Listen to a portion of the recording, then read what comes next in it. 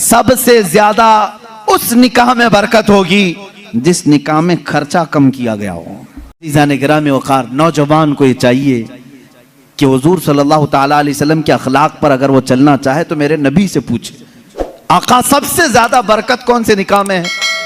हुजूर ने फरमाया, इन्ना अअज़मन निकाहि बरकतन ऐसरुहु मऊनतन औ कमा क़ाल रसूलुल्लाह सल्लल्लाहु अलैहि वसल्लम। मेरे आका सल्लल्लाहु ताला अलैहि वसल्लम की हदीस है, फरमाते हैं सबसे ज्यादा उस निकाह में बरकत होगी जिस निकाह में खर्चा कम किया गया हो। हुजूर पाक सल्लल्लाहु अलैहि वसल्लम ने फरमाया। अब इसका मतलब कंजूसी नहीं, बखालत नहीं, जिसकी जितनी हैसियत है उस एतबार से करे, अपनी हैसियत से ज्यादा टांग भी ना फैलाए, और अल्लाह ताला ने नेमतें दी है तो बखालत भी ना करे, गुरबा और मसाकीन को खूब खिलाए।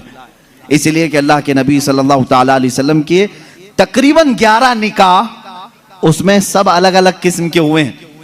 जब हजरत खदीजा से निकाह हुआ था, हुजूर की उम्र 25 साल की थी और आप तिजारत कर रहे थे और तिजारत का माल था।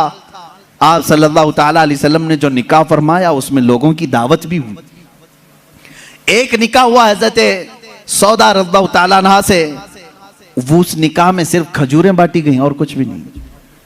फिर हुजूर सल्लल्लाहु ताला अलैहि वसल्लम ने हजरत ज़ैनब से निकाह किया, हजरत मैमुना से निकाह किया, उसमें तो बकरा ज़बह करके वलीमा किया हुजूर पाक ने, और उतनी बड़ी दावत किसी और में नहीं। क्यों?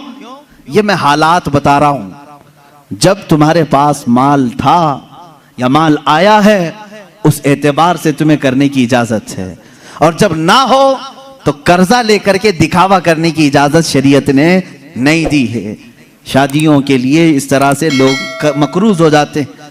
कई लोग ऐसे हैं जो अपनी पता नहीं अजीज अजीज चीजें उठाकर बेचते हैं, नहीं सिर्फ 4 लोगों में मुझे मुंह दिखाना रहता है, मुंह दिखाना रहता है, निकाह करना है बेटी का, निकाह करना है फलां का। और आज के मुआशरे से मैं नौजवानों से कहूंगा, मेरे सुनने वाले जितने नौजवान हैं, अगर नबी से मोहब्बत करते हो इस मिलाद में एक अज़म कर लो, एक अहद कर लो, हम में से जिसका निकाह होगा, हम जिससे निकाह